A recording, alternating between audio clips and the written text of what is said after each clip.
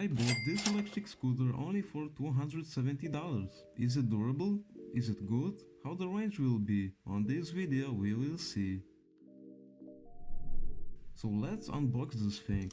I ordered it from geekbuying.com because they had a discount on this Cougar S1 Pro electric scooter, and I also applied extra promo code, which total price was as low as exactly $267.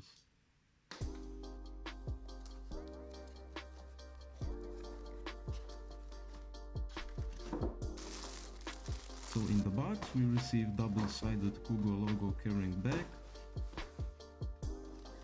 holding instruction, main manual, AC power wire, European plug in my case, and of course a DC charger brick, which rating is 42 volts and 1.5 amp. And finally we can take Cougar S1 Pro.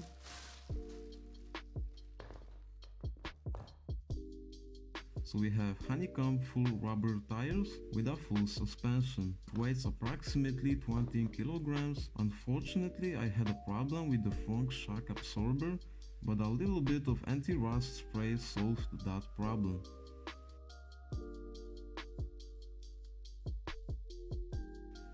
We receive big colorful screen with a lot of information on it and the 5 function buttons. So you can see my measurements with full statistics of the scooter, which I will talk about later.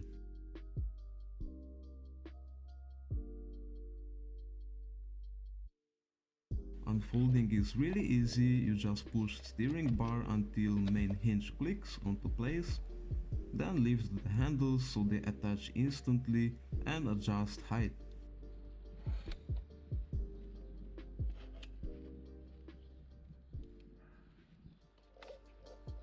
So with my weight of 73 kilograms I was able to reach the top speed of 28 km per hour on flat surface and 32 km per hour being little downhill, and the real range was 20 km, so the max speed was pretty close to advertise. Also we have big front LED light and small red tail light. So this front light can even light up road signs, which is pretty useful.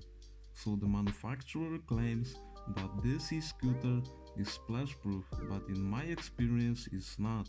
So to make it more water resistant, I applied silicone in these 3 critical spots: main display case, AST and charging module case, and I think most importantly battery cover, because when I opened it to apply silicone it already had a lot of mess inside. Main hinge is really strong, and if you fold it you can take it in the train with no problem, or in the trunk of your car. So in overall, for this money I think this e-scooter is a pretty good value. It can be really good alternative for a car if you don't have distances over 20 kilometers, so you can save money on fuel and still travel faster than on a bike, plus it's a lot smaller and more portable. I already did 117 kilometers on multiple types of roads, and you should check if screws are loose for your safety, and on mine 2 screws were loose, so I needed to tighten them, and also check the rest if everything is nice and tight.